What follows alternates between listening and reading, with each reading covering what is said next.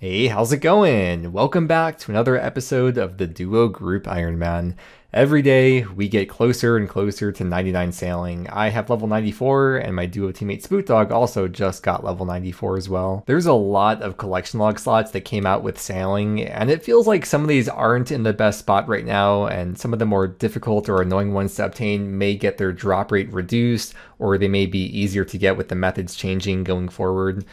But there are a lot of easy collection log slots as well that I have not obtained yet, and in this video I want to go for some of the easier collection log slots and go for the clue scroll items, because before getting 99 sailing and remaxing, I would like to get all the new items that you need for clue steps that have come out with sailing, and I also want to get all the stash units built that have come out with sailing. It's kind of hard to know for sure right now what all of the new clue steps are and where or what all the stash units are. It's not documented the best at the moment, and I'll show you an example. It almost feels like you have to go by word of mouth, because I know there's a new clue step that requires a Rosewood blowpipe, but when I control F for Rosewood, there's no Rosewood result on the page. And we could scroll down a little bit further. Here's all the master clue stash units, and there's no new steps according to this page. However, if you go to the page for the Rosewood blowpipe, you will see it does say on the Rosewood blowpipe page that there is a master stash unit that requires the Rosewood blowpipe and this item, the Medallion of the Deep. I'm just cutting in here from the future because some of you are probably yelling at the screen to let you know that I do find out later in the video why that stash unit isn't listed on the wiki page there. I think that's also compounded by the fact that the stash unit chart in the POH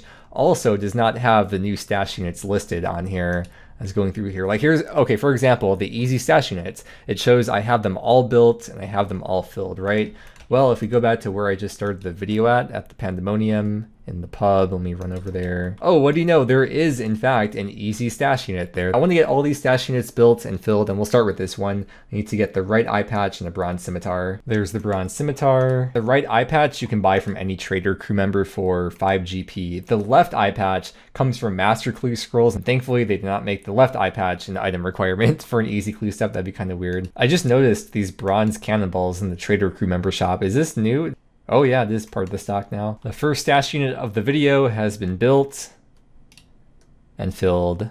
That feels good, and it's been a while. Next one I'm looking at is an elite clue step. It's on Windtumber Island, which requires 63 sailing to moor there.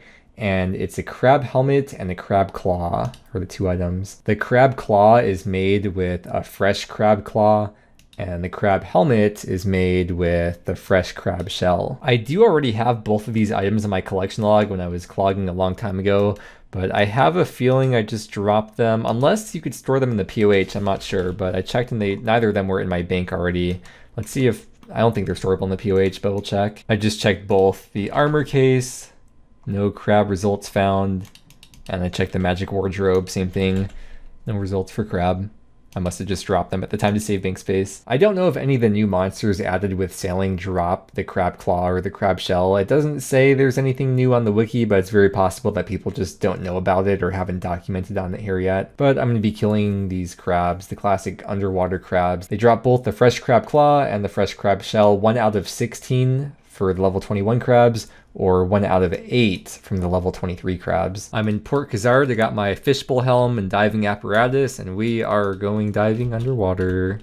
Oh, you can't bring soup, dang. Wait, even in my inventory, I'm not taking you out for a dive with that pet in your bag. It'll get wet. Soup likes getting wet though. Soup is supposed to be wet. Very wet, in fact, because I heard he loves the bringing a chisel with me, because there's a chance you could fail, so I'm going to be chiseling them as I go to make sure I actually successfully get the thing from them. I go directly north from where you spawn underwater, and here is the cage with the crabs in them. I think this is where you come for recipe for disaster, I want to say. It's been a while since I've done that quest. I have to get 5 rocks. Let me pick up some rocks. And now I should be good to go in. Yep. And I'm going to start fighting the bigger ones, the level 23 ones, since they have the better chance to drop the things. Let's watch the collection log go up in real time. Wait, oh, it didn't go up. Fresh crab shell. Does that mean if I just click it again, will it pop up to 2?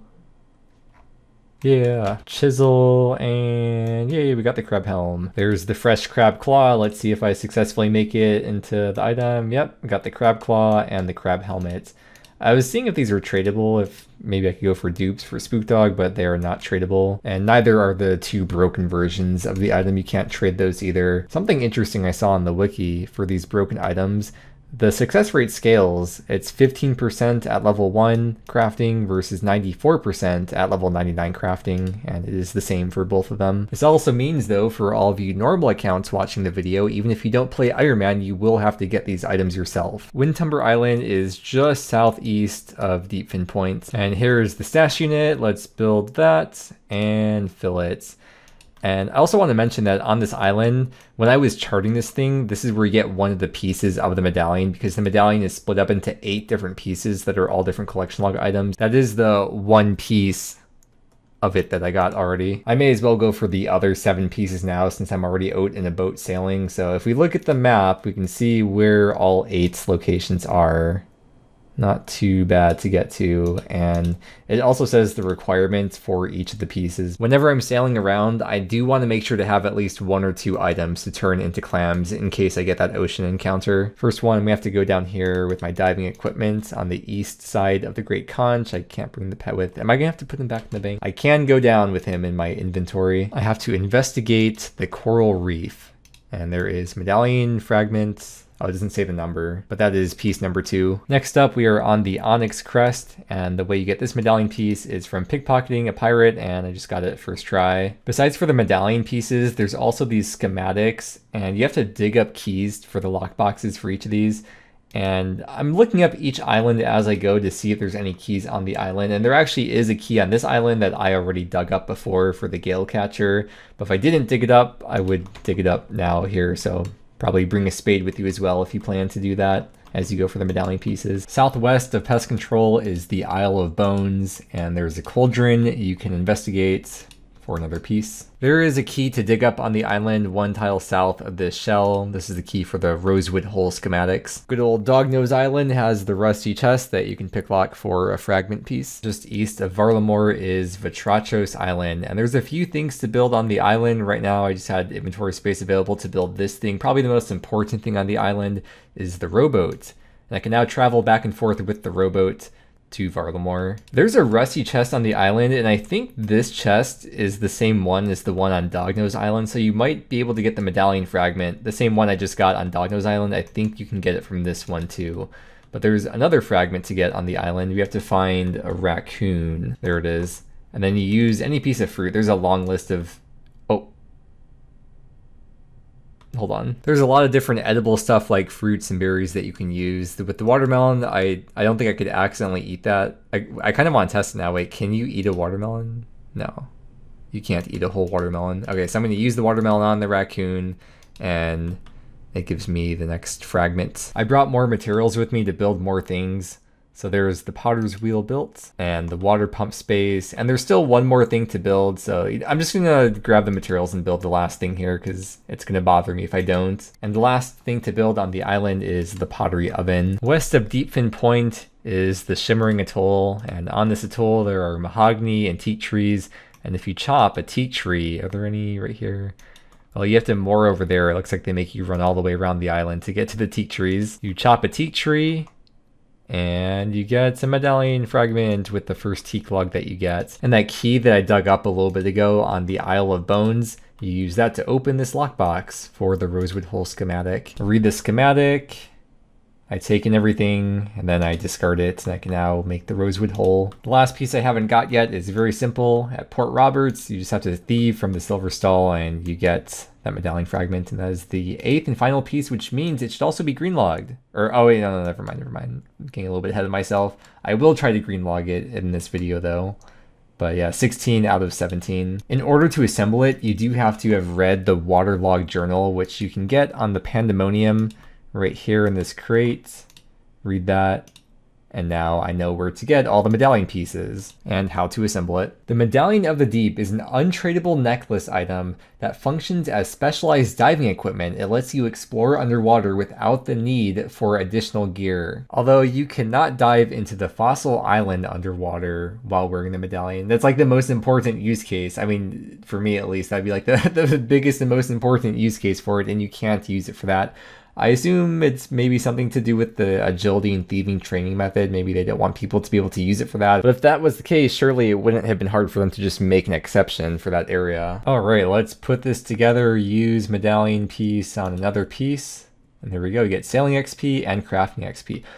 I just noticed I got 768 sailing XP. It's supposed to be 750, but I guess I'm getting the XP boost from having the keg filled with the Horizons lure on my boat. That still counts. I get the sailing XP boost here. That's kind of funny. On release, the medallion originally gave 500 magic XP, which would not be very ideal if you were a skiller or some kind of pure, but that was hotfixed, so you no longer get 500 magic XP from making it. That is quite unfortunate for those types of accounts that made the medallion before it was hotfixed to not give the XP instead, but hey, congrats on 5 magic. There's so many other places around the game, like there is a precedent set already to where if you get a tiny token amount of XP in a combat skill, they give you a warning, or in some situations even an option to opt out of it. So that, I mean, I hope they revert it for those people, because that's really unfortunate. If I equip the Medallion of the Deep and try to go underwater, yeah, I get the same message that the wiki says that I would get. Who would have thought? What if I'm wearing that with the medallion? Oh, I really can't bring it. Can I have it in my inventory and go underwater?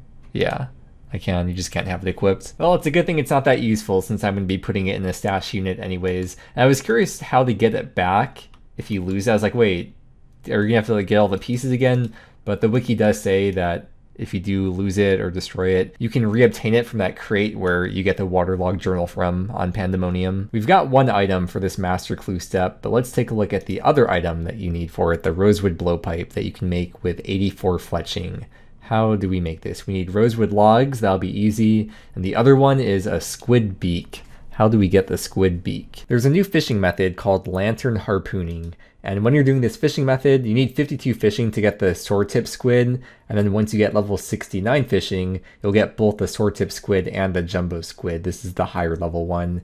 And when you cut these open with a knife, you have a chance to get the squid beak, which is 1 out of 1024 from the lower level one, or 1 out of 512 from the higher level one. You do have to have a lantern either in your inventory or equipped. Equipped would be ideal for an extra inventory spot, and an easy one to get is the bug lantern. Need to grab a tinderbox to light that. And because it's a harpoon method, I'm also going to grab the dragon harpoon. I'm looking at the wiki and it says that the abyssal lantern works too, that you get from Guardians of the Rift. So I may as well use that and drop the bug lantern, so I'm saving an extra bank space that way since I already have that. The wiki says that the fletching knife doesn't work for cutting open the squid. So we'll test that out, and I'll also just get another knife because I don't have a regular knife in my bank. I never thought I would need one, but I guess here's a situation where I am going to need a regular knife. There's 4 spots you could do lantern fishing. This island does not have a bank.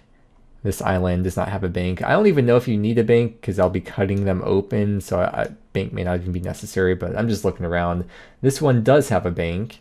It is a bank chest that you have to build though, and then this island as well has a bank, which is one that you have to build. I'm going to be going here. It's just off the shore of the Great Conch, the Onyx Crest. It's fun when you're sailing and you slowly see the island come into view. This is epic. All right, we see land. We're making it. Our adventure is or something. Hopefully I have all the right items with me. Let's try to harpoon a squid. Yes, it's working. I am harpooning. There's the first squid. This is the higher tier one, the raw jumbo squid. And there's the lower tier one, the sword tip squid. Let's see if I use the fletching knife. Will that work? Oh, it did work. Is that... Wait, hold on. Maybe it's because I have the regular knife in my inventory. Let's see if it works now. Wait. Okay, yeah, I guess you do need the regular knife. So you have the regular knife in your inventory.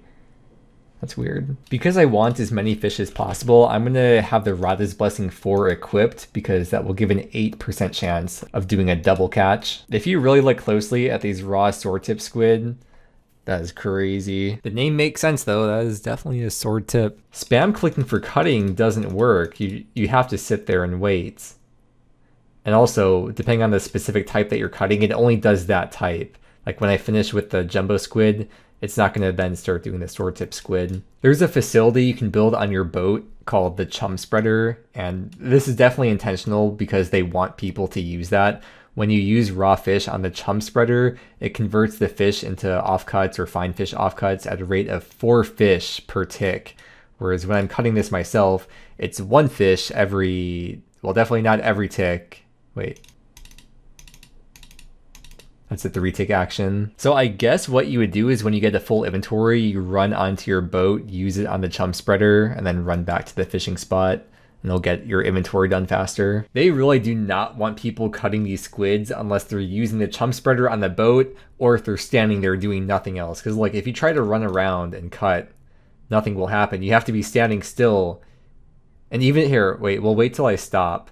And even when I stop, it doesn't like start cutting then. They really want you just standing there or utilizing the boat facility. You can't use the fletching knife either. They do not want people finding any workarounds to this. And I think when you cut the first one, I'm not like a tick manipulation person, but I think it seems like they've added an extra tick or something when you first try to cut it. I assume it's maybe to prevent people from being able to tick manipulate, cut these faster too, perhaps? Or wait, does that mean you could use this as a method for like doing other tick manipulation actions? I don't know, I don't know about this stuff. Someone smarter than me will know for sure. There's two other use cases for the squids. The first use case is that you can cook them. The lower tier one heals 15 HP, whereas the higher tier one heals 18 HP. Or you can use a pestle and mortar on a squid to make it into squid paste. This is a secondary ingredient for one of the new coral potions. Coral is like herbs for these new types of potions. And this one is hemostatic poultice. And this is not even the finished product, it's an intermediate item. You then use cotton yarn with it to make the final product, hemostatic dressing with recharges. It acts as a potion, so I think that means in terms of combo eating, and it cures bleed. If it cures your bleed, if you're bleeding, then it'll heal 5 HP. If you're not bleeding, then you just waste a dose of it. There's not a lot of places in the game that cause bleed. There's Vardorvis if you mess up, and then there's also Custodian Stalkers. But those are really niche use cases, and the fact that they added an item like this that has such niche use cases, and it's somewhat difficult, or I don't know, it's multiple steps to make. So it kind of implies to me that in the future, they're going to be adding more bosses or PVM content, or maybe the future raids 4 that will be coming out.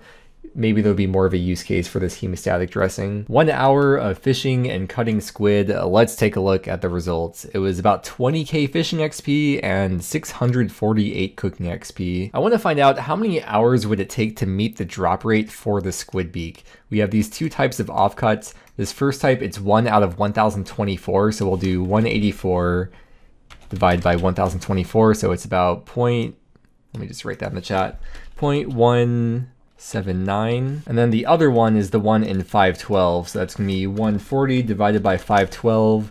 That one is going to be 0.273. If we add these together, we'll take 0.179 plus 0.273. That means for each hour you spend fishing the squids with the method I was doing, you can expect 0.45 of a squid beak. That'd be a little bit over 2 hours, or you could just do 1 divided by 0.452. It would be 2.2 hours-ish to meet the drop rate for one squid beak. Beyond that, I probably would not recommend doing this because it's a very bad fishing XP per hour. I also want to figure out the expected GP profit per hour if you weren't cutting them and you were to instead just bank them and sell them. For the more common one, the sword tip squid, neither of these are very commonly traded. There's only a few thousand of each of them sold per day. Here's the jumbo squid. So there may not be too much of a market for them if you're trying to sell them in bulk. But just theoretically, we'll say the sword tip squid is 1000 GP, and we'll say the jumbo squid is 3000 GP. The math is pretty easy from this. From the 140 of the more expensive one, that would be 420k, and then we just add 184k from the other one, and it comes out to about 600k GP per hour. And I want to do one more exercise here, assuming you are cutting it and you're getting 0.452 of a squid beak per hour. And the price of a squid beak is about 1.1 mil GP. That means if you're cutting them, you can expect about 500k GP per hour. So you would be better off banking them on average with the current prices, which is subject to change. It's very volatile. And if they do ever add more use cases for the hemostatic with the bleeding, then probably the price and the volume traded of the squids would go up quite a bit. I would guess a lot of the people buying these right now are buying them specifically to cut them so that they can get that collection log slot filled out themselves without having to fish the fish themselves. Hey, I got it! That was, wow, yeah, not too long after I was just recording that 1 hour thing. I'll just finish cutting these and my work here is done. You can use these offcuts for deep sea trawling, and these fine fish offcuts actually do have a decent little bit of value to them, so maybe it'd be more like 650k GP per hour. I'm done here though, so goodbye squids. I will see you again when Raids 4 comes out. I have gotten exactly 3 rosewood seeds. I think they were from salvaging. I planted them on Fossil Island, and that was, well, more than 4 days ago because it takes like, I think 4 days for them to grow. I protected them as well because you have to pay dragon fruits, which is very easy to get. And we have 3 fully grown rosewood trees, 23k farming XP, 23k farming XP, and 23k farming XP. Let's get to chopping. These rosewood trees last for 458 ticks or 274 seconds before they get chopped down. 458 ticks compared to redwoods, 440 ticks for redwoods. So these are a little bit more AFK than redwoods are. Dude, I just realized as I was chopping these, there's like a weird funny movement when I went to go chop it. It navigated me to the bottom right corner. That's probably to prevent people from doing the 1.5 tick with this, huh? So that people can't get really fast logs or really crazy XP rates. That is so interesting. Let me try it again. Click the tree, and then moves you down there. What if I'm on this side? Well, it'll probably just move me to the bottom, right? Oh. Oh, okay.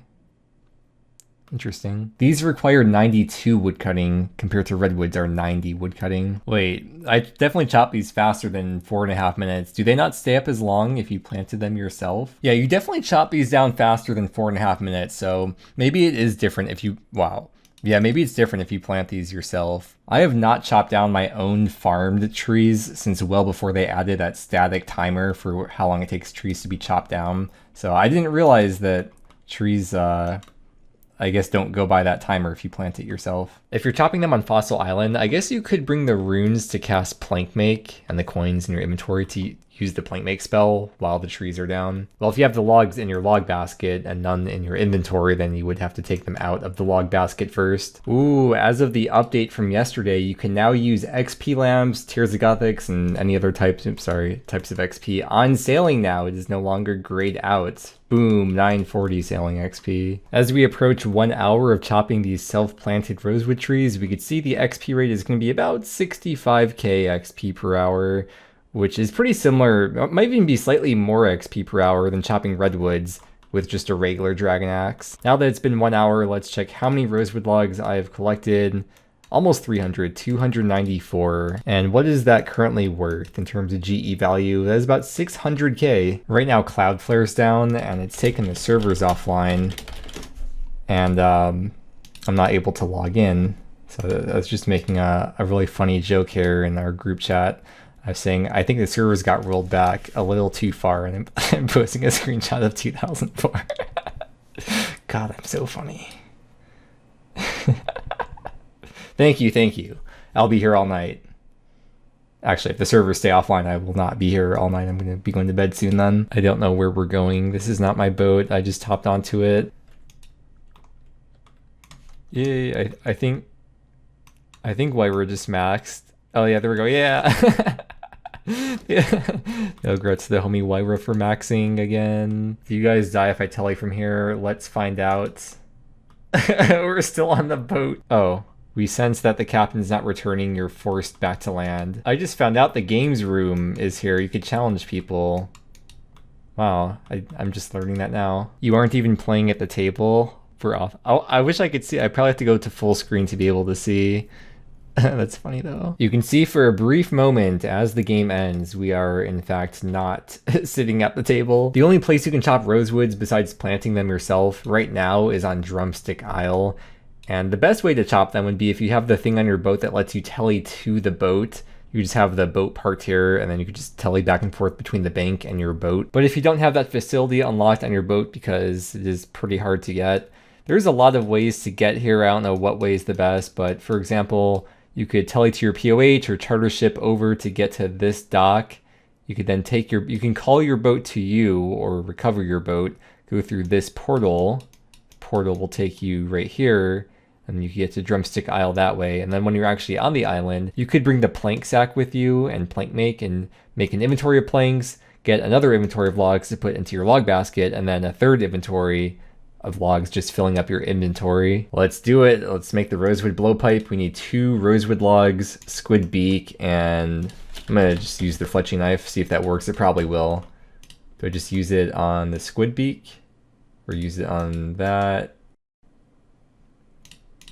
Oh, can you not use the, maybe you can't use the fletching knife for it. Grab out the regular knife, use it on the Squid beak, use it on the logs.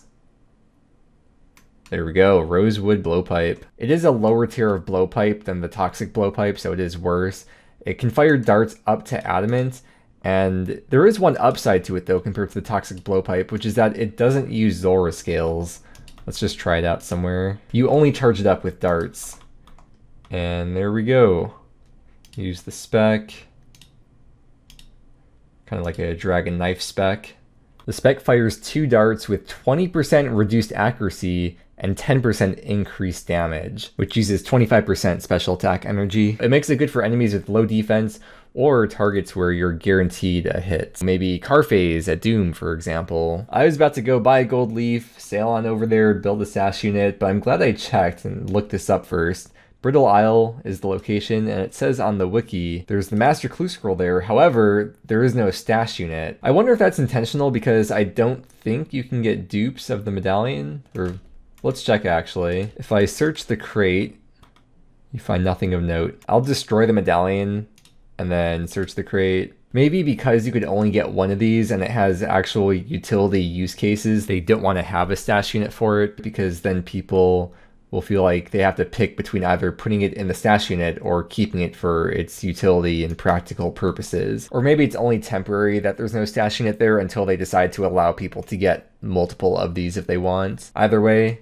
that means no stash unit for me to build right now. Oh, so that's why on the wiki page for the master stashes, that's why it doesn't show up on there. Before I was like, yeah, wow, no one's documenting this. That's so weird. It's a master exclusive. Why is it not on here? It's because there's no stash unit. Ah, I get it now. I'm off to go to try to get the final 1 out of 3k item from the salvages I haven't gotten yet, the rusty locket. I'm now doing the small shipwrecks. This is the lowest tier 1 that you unlock at level 15. So this would be a nice one to get lucky on because of how low the XP is. I heard there's a triple spot. Maybe this triple spot, wait, this is almost like a quadruple spot. If you maybe, well, I don't think it works anymore because Jagex changed the amount of active spots and the number of total spots. It used to be there were always 3 out of 5 active spots. So with the triple spot, that would guarantee that there's always going to be 1 active and you could like fully AFK, but I guess that is no longer the case. I think I figured out what the problem was, what went wrong with that last clip. You may have noticed there were only 3 out of 8 active spots. I think it's because Jagex hotfixed this into the game where they changed the shipwreck salvaging. I think it might be because no one had fished in that spot on that world since the hotfix came into the game. But I've since hopped into a populated world where people are actively salvaging here, and as you can see there are 6 out of 8 active spots. And because I'm in a triple, quadruple spot, whatever it is, it means there's always going to be at least 1 spot up. Which means if I leave both my crewmates here, they will never stop salvaging until the cargo hold gets filled up at least. It has been 1 hour of salvaging from the small shipwrecks. I got just over 18k sailing XP, and in that time I did a bit under 600 salvages. But let's round this down and we'll say 500 salvages over the long term due to doing this really AFK. That's only 6 hours to meet the drop rate. Only 6 hours of getting under 20k XP per hour. I am very, very glad I got lucky on this 1 to level 15 shipwrecks. Oh, that is a great feeling. It's green logged, for real now. It's green logged. Let's open it up. Sea treasures, 17 out of 17. That is awesome. Don't want to spend any more time here at this spot than I have to, so let's grab our chips and dip on out of here. I have about the same amount of XP as Spook Dog. I think she's also getting pretty close to level 95. And I've got some editing to do, so I want to get back to AFKing the shipwrecks. Of course, this time at the higher tier shipwrecks, or probably the highest tier of shipwrecks. But before I go back, there's a crewmate I can now unlock, Jolly Jim. Well, I've been able to unlock him for a while. You need 85 sailing. Well, I guess I'd be looking for a new opportunity. How about you join my crew? I'm ready to take another roll of the dice. Jolly Jim is now a crew member. He departs for the Pandemonium. I realized this a while ago that there were 2 Jims, Jobless Jim and Jittery Jim, and now as I'm editing this crew, the registrar, I'm realizing there's another Jim. So we have Jobless Jim, Jittery Jim, and Jolly Jim. The great thing about Jolly Jim though, and why I really want to get him, is because he has level 4 deck handiness, which is a recent update. They just changed from the game update a couple days ago. Prior to making that change, Cabin Boy Jenkins was the only one that had level 4 deck handiness, which means he was the only one able to work a dragon salvaging hook. And that kind of made it not worthwhile to build 2 dragon salvaging hooks on your ship, because when you went to go clean the salvage, you wouldn't be able to have anyone else working that second hook. But now, it doesn't even apply to me because I don't even have 1 dragon salvaging hook. But theoretically, in the future, hopefully I will be able to build both of them, and I will be able to have Jenkins and Jolly Jim working the hooks at the same time. It's also important for them to have a higher deck handiness level, not just because they're able to use better hooks, but also because the XP multiplier is higher. The ones with level 3 only get 30% of the base XP, whereas the ones with level 4 get 40% of the base XP for when they're salvaging and they pull up salvage. Here's the 3 locations for the merchant shipwrecks. Before the update, I think these 2 locations had double spots, but I don't think this one did. But now it does have double spots, and I want to say that's the closest one to get to from a port if you go from Lunar Isle or maybe Piscarillius. The others seem like they're a bit further away, maybe. I don't know, it doesn't really matter too much, but I'm going to be using this spot. I was so excited, I forgot to check how many salvages it took me. It was 861, or I might have done a few extra, but around that. It is time for a sailing level 95 any second now. Now assign 5 crewmates and recruit Sailor Jacob. In the couple hours I've been here so far, I've almost never had to hop worlds due to both of these shipwrecks being down. 10 hours of salvaging today.